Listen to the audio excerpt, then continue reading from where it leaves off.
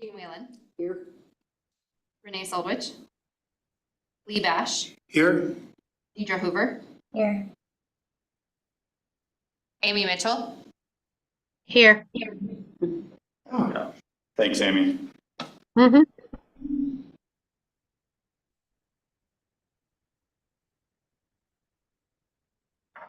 seek approval to for the agenda. So moved. Second. Second. Those in favor say aye. Aye. Aye. Thank you. Those opposed, same sign. That passes. Approval for the minutes, please, of September 6th. It's been a long time since we met. A motion for the approval of the minutes. This is Jane. I move to approve the September minutes. Thank you. Second? Second. Thank you. All in favor, say aye. Aye. Aye. Opposed, same sign. And that passes. Then we'll turn to new business. My sense is that we're not going to, we're going to wait till all five of us are So together. that would be my recommendation. Again, I'll leave it up to the board. We do have 5 members now. We did want to do the election of officers, but knowing that we only have 4 available tonight, maybe we should push this till the next meeting, but as long as everybody's okay I with wanted me to make running sure the I was meeting here for tonight. tonight, so I didn't get elected. So you want to make that motion? I don't blame you. I move that we Okay. wait till the next time. Okay, a second. I'll second it. Thank you. All in favor, say aye. Aye. Aye. Thank you, and that passes. Approval of the Board of Adjustment calendar. And just really quick from our standpoint, we put this together every year just so you can get the dates on your calendar, and then we kind of just show how everything falls in place as far as deadlines and everything goes. So if there's any questions on that, be happy to answer them. I don't believe there was any holiday conflicts again this year with your meetings, which is good. So I think we're pretty set to go on that. I love the organization of this. This is really well done. So a call for a motion. I move that we approve the calendar for 2024. Second. I'll second. Thank you. All in favor, say aye. Aye. Aye. Okay. We're and glad you're here, Amy. Yeah, we're glad. Amy. Hold in there. Okay, that passes then. So we'll now turn to a request from Kyle Krudenmeyer, is that correct? Kreidner. Oh, sorry, pardon me. Yeah, no problem. Krudenmeyer, on behalf of Prime Assets Investments for the special use permit to allow for a liquor store at 501 North Jefferson Way.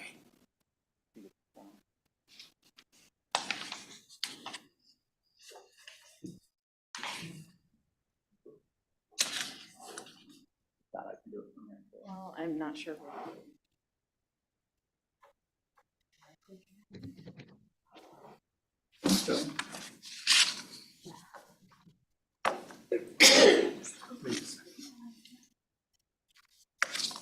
Hang with us 1 second here.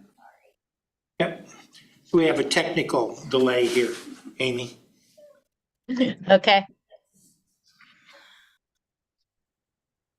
I can disconnect from here too. I can try unplugging this into this. It's just, I'll do it from here. Sorry. No, you're fine. You're fine.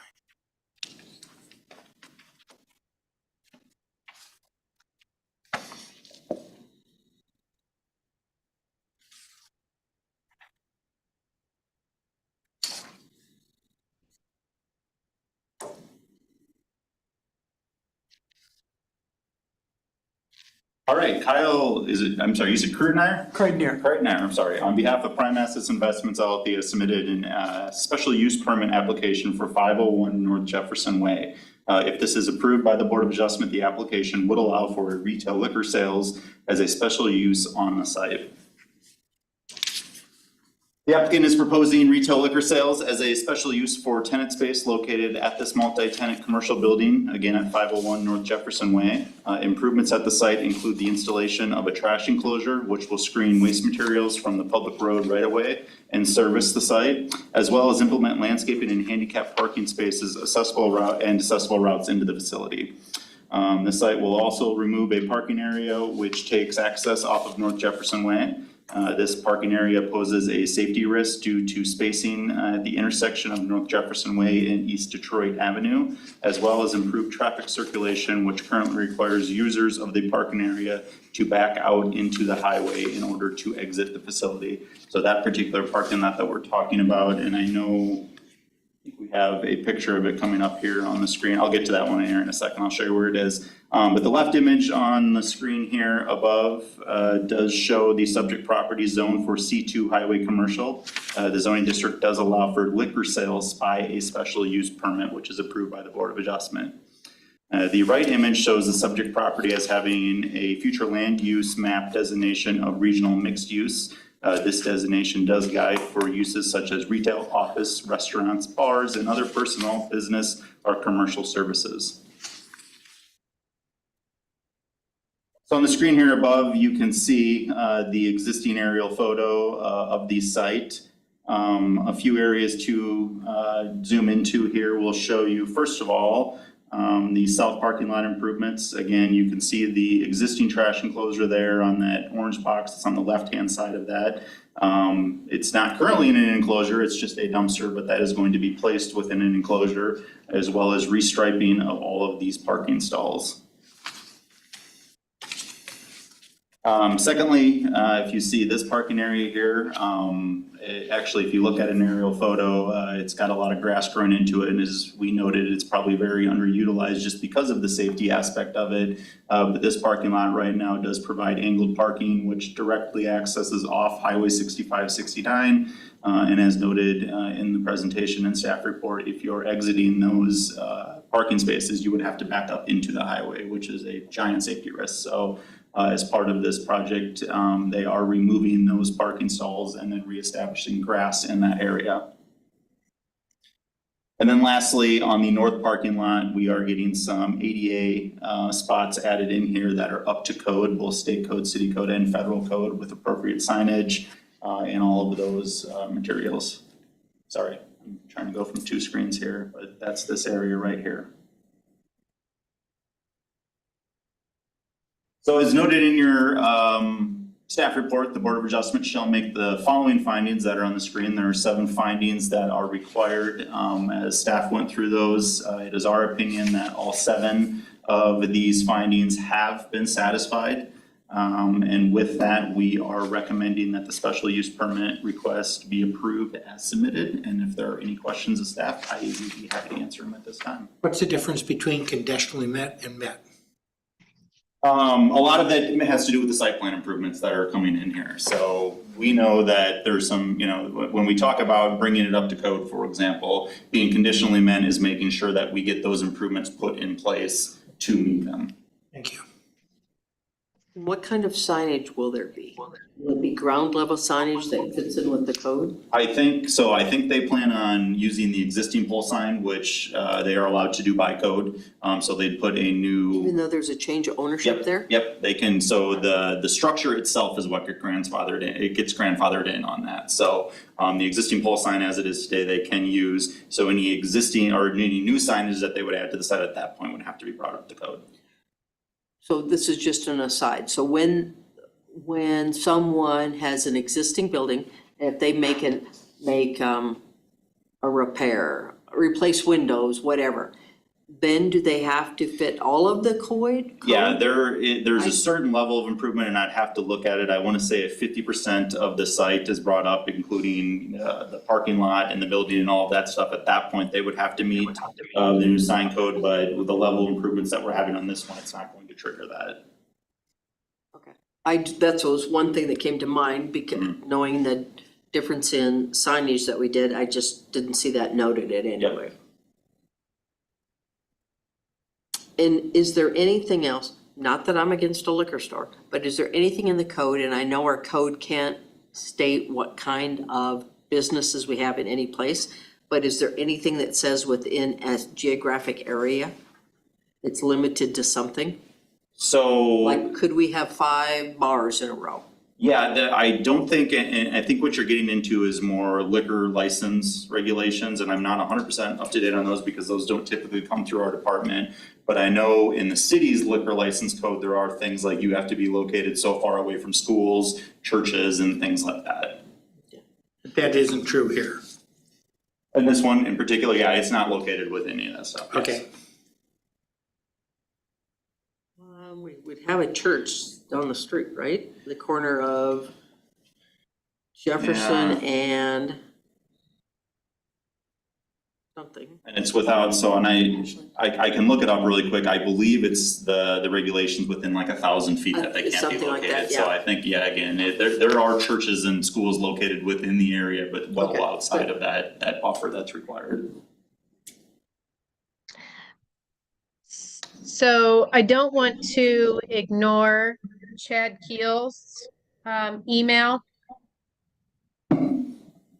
Yep, nope, and I was gonna get to that when we got to public comment, just note that had been received. I know we've got copies here on the dais, and I think that was included in your packet as well, so yes, that is part of it.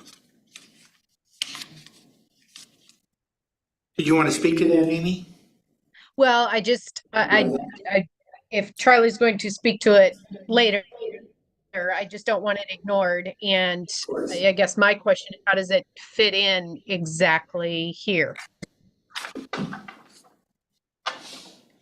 Yeah, no, we can go over that definitely right now. So, in particular to the comment that was received, it was, I don't want to read verbatim, but noted that Chad thought that Indianola had plenty of liquor stores. Do we need one in every block? And then same goes with all the vape shops and tobacco shops that we have on there. So I think they were just noting that there's a lot of these types of uses within this area of the city. As far as uses go, again, it was mentioned here already tonight, we don't necessarily control the type of uses that can go in. There are some uses that we bring to the Board of Adjustment as a special use permit, liquor stores being one of them, just because we know that the effect that they have to a neighborhood. So we want to make sure that there are all these special conditions that are being met before they are approved. And then as far as the other comments about patrons that are littering on his property or parking in his property, those are things that it's private property, the city can't go into private property and tow vehicles or do anything, so if there are issues with that, property damage or anything like that, or vehicles that need to be towed off, that is to the property owner to, take care of those issues. And so will somebody get back to him on what some options would be from the city for him to handle the issues that he's Yeah, having? we can definitely point that out. Not to him, that that's the not a issues are gonna be with you at all, Yeah. but the issues to say, this is what the city can and can't Yep. do, and Hey, you could barricade your driveway at night or something else, so no one shoots you. I'll do that, let me touch base with PD as well too, just cause I wanna make sure that there's not anything that they can do as well on helping on this, so, but we'll get the information. Yeah, we don't want to have him feel like we're ignoring it, Right, though it's not, much of it is really salient to this particular case. Is there any other discussion here? So is it going in the space, I know there's Subway, and then is it that empty space, and then is the vape shop on the other end, or? Yes, so there Right was, next to yeah, I think- a restaurant? previously it was Subway, and then there was a boutique shop there, and then the vape shop, so the boutique shop's no longer located there, it's going into that space. right. The boutique shop has gone out of business.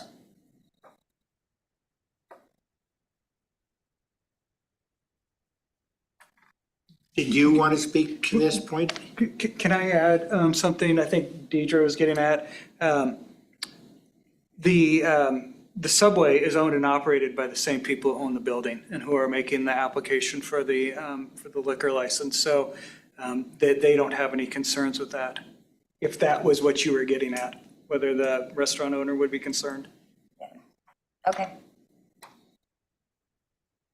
Well, and also because you own both, you're gonna want it cleaned up, and Chad Keel, who's on the other side, you're not using his parking lot because you've taken out part of the parking. And I agree, the parking pulling on to 65, 69 is not a good idea, it never was, so, yeah. I think the benefits to the property as a whole, to the exterior, will outweigh any negative effects that a liquor store may have in the area, which I don't know of any, but. So just to clarify, the signage that'll go up, because this is just confusing to me. Yep. It can only fit in what's there today. The existing, yes, they can't put up a bigger cabinet for the Okay. sign, if they can put it within the existing cabinet, it can be used. And if you guys have any information on signage at all, I know we haven't reviewed a sign permit, at least I don't think we've reviewed a sign permit for it yet, so. We wanted to get through over this hurdle before we do too much more. Good. I think the other thing I'll note on the parking too, we've looked at that, they actually had excess parking that was required by our code. They're still, even with taking this parking away, still meeting the minimum parking requirements of our code For both. for all three uses. For all three locations. Any other discussion? Call for a motion then? I move that we approve the special use permit for the allowing a liquor store at 501 North Jefferson Way. Second? oh, I'll second it.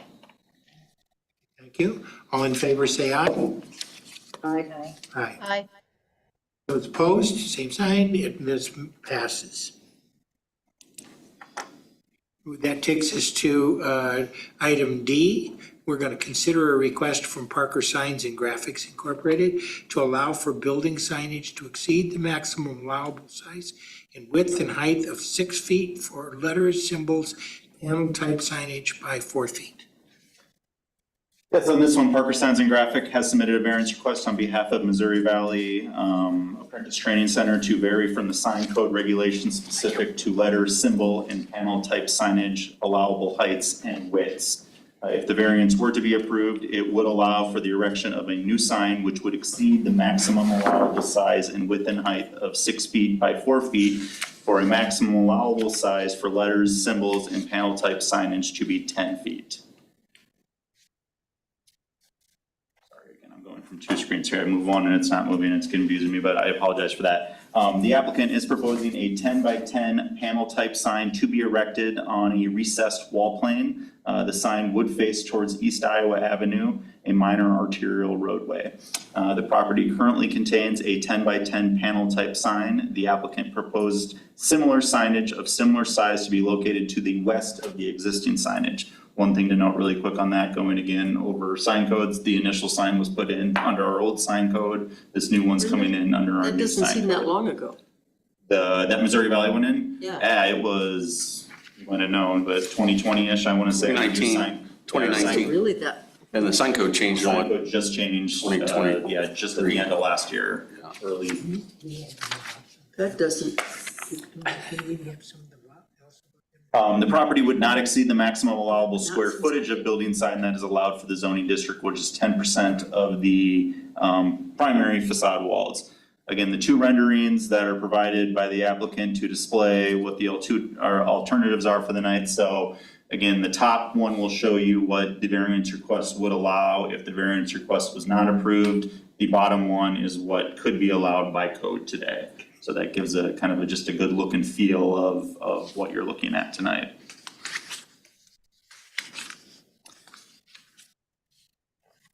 The following image shows the subject area of where the variance request would be granted. The primary structure established on the site is approximately 300 feet from the front property line, and the recessed wall plane where the signage is proposed is approximately 350 feet from the front property line. Here's a section from our code. Again, the applicant is requesting a variance to this above code section, which states that panel signs are prohibited. However, a panel type sign of an individual logo or graphic may be permitted as part of a building sign, provided that the panel area does not exceed 6 feet in height and 6 feet in width and is designed as if it were an individual illuminated self-contained letter or symbol. And then additionally, the other code section that is being requested for a variance is that no individual letters or symbols shall exceed 6 feet in height and 6 feet in width. The criteria, all of the criteria that needs to be looked at by the Board of Adjustment, which was included in your staff report, is listed on the screen here. I'll go through these each. Again, special conditions. We note that the property is unique to other properties within the zoning district as well as adjacent properties due to characteristics of the building design, its proximity to front property line, and the proposed building sign location. As such, staff believes that this criteria has been met. The next one goes into little interpretation of provisions that would deprive the applicant of rights commonly enjoined by other properties in the same district. We note here that the denial of the request would result in a hardship of the property owner in having signage that is legible and effective from the public road right away. As such, this criteria has been met in our opinion. That the special conditions and circumstances do not result from actions of the applicant. Our analysis says that the current sign code does not account for property or properties with a greater or unique setback. As such, this criteria has been met.